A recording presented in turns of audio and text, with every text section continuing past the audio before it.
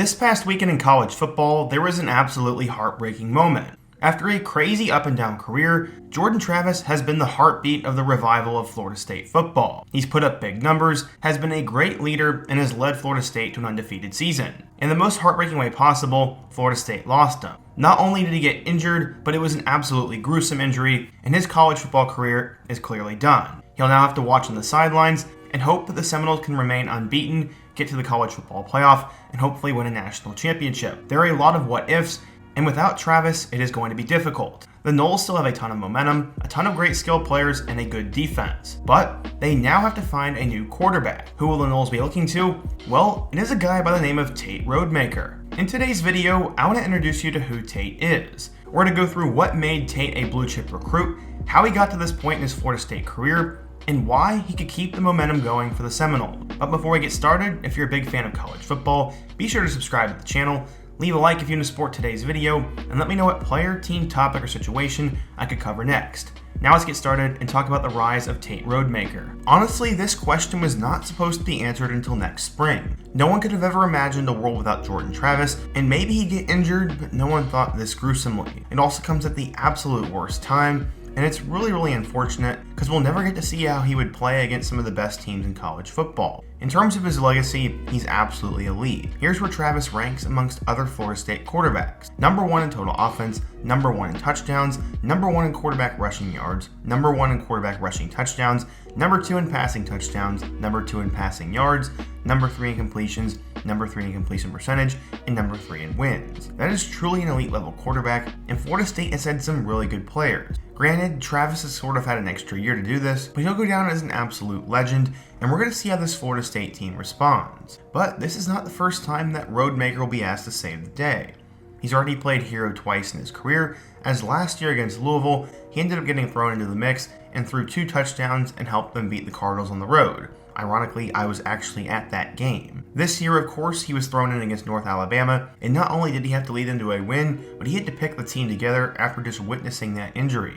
He ended up throwing for 217 yards and 2 touchdowns, and the offense started to click with him. So, who exactly is Tate then? Well, going back in time, he played in one of the premier high schools in all of high school football. He'd end up starting at Valdosta High School, and they have a reputation of winning throughout the last 100 years. They have dozens of regional, state, and even national championships in high school football, and in fact, at the time of his commitment, they were the winningest high school program in the US. They had 919 total wins, so to be the quarterback there was a big deal. Eventually, as a junior, Rodemaker would step up and would become their next big thing from there. He ended up throwing for 3,539 yards with 31 touchdowns and 10 picks as a junior. This would end up being a single season record for them, and because of this, he started to get recruited by college football programs. At first, his biggest offer was USF, and this is eventually where he would like to play.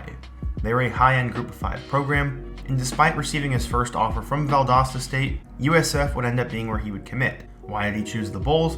Well, apparently he had a really close relationship with their offensive coordinator, saw an opportunity to play, it's only 3 hours away from home, and was only 15 minutes from the beach. Those factors went into play, and USF had gotten a diamond in the rough. But then things would change. As a senior, he completed 67% of his passes and threw for 3,225 yards with 42 touchdowns. This right there would lead to more interest, as he'd eventually have more than 25 total offered. Eventually, Florida State would beat out USF, Pitt, and Baylor, and he would decommit and flip to the Seminoles. Rodemaker received a ton of attention from Power 5 programs eventually, and despite him being committed to USF, he started to entertain those offers. Interestingly, he became a target to Mike Norvell only hours after he arrived at Florida State. Norvell knew him while he was at Memphis, and just 3 days after taking the Florida State job, he went out and found his first quarterback and offered Rodemaker a scholarship. This was also Norvell's first commitment, and right now, his most important commitment in his entire tenure. He became the first high school quarterback to sign at Florida State since 2017,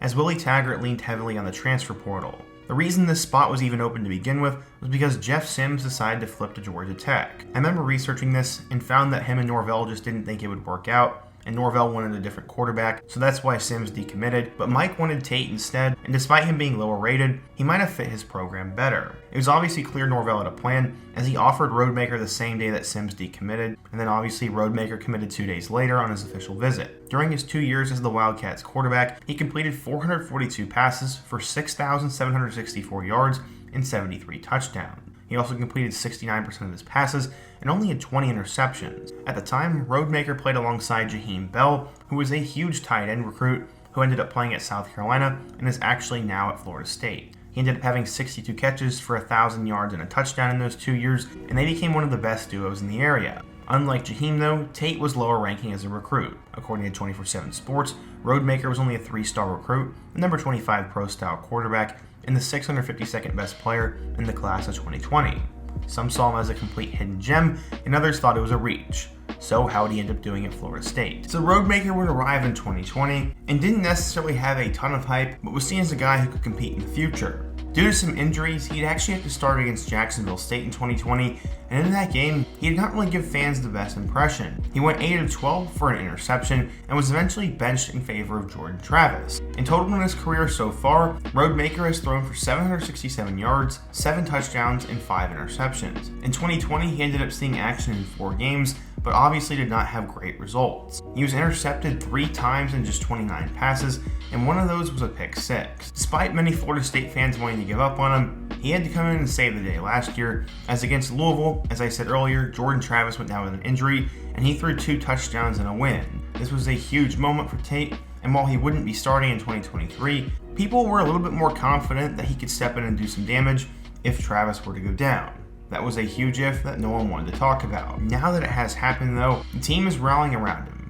Florida State's running back said, quote, "Tate has been here for 4 years and he came in with me. He's been prepping for this and I know he's ready and he's ready to step up to the plate." One of the biggest running jokes in college football is that the backup quarterback is the easiest job on the team. They say in the NFL, you get paid to hold the clipboard, and there are no real expectations when you take the field. Except this time, there is. Rodemaker not only had to pull his team out of a 13-point deficit on Saturday, but also had to pull them out of the shell shock that came with that gruesome injury. Jordan Travis was an extremely cherished and important player to Florida State and was the unquestioned leader of the team. Tate is going to have to demand that sort of respect and play with extreme confidence this weekend against Florida. It's pretty much 100% that Tate is going to be the guy, as he has 4 years of experience and was the first guy that Mike Norvell put on the field when Travis got hurt. True freshman Brock Glenn also got on the field, but I think that was because it was in garbage time. This upcoming weekend, Rodemaker is going to start against the Florida Gators, and this is a really weird game. Both teams are going to have backup quarterbacks, as Graham Mertz broke his collarbone and Max Brown will have to start in place of him, and then obviously Travis got hurt and Tate has to start. Florida's going to be looking to make a bowl game, and Florida State's going to be looking to continue their college football playoff hype. After that, Florida State's going to have to play against Louisville in the ACC championship game,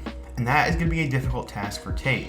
But I do think he has the ability to help them win these games. He doesn't need to be perfect, but if he can throw for about 200 yards and 2 touchdowns, then I think that'll be enough to get them to a win. Florida State's running game is really good, and I'm still not 100% sold on how good Louisville is, and while it'll definitely be a challenge, I don't necessarily know if Tate changes the outcome of that game that much. That being said, Travis is definitely the better player, is more athletic, and is more of a dual threat, but we'll just have to wait and see. Mike Norvell said, quote, "Our guys have a lot of confidence in Tate because they watch him every day in practice.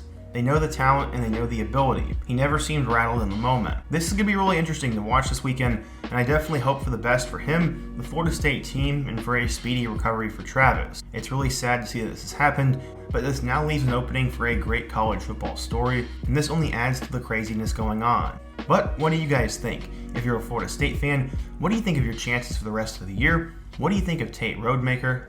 And what topic should I do next? Be sure to let me know down below. Leave a like if you're going to support today's video, subscribe if you're new, and check out all my other videos on the end screen, including my video about what happened to Jarrett Guarantano. Hope to see you guys again soon, but until next time, peace.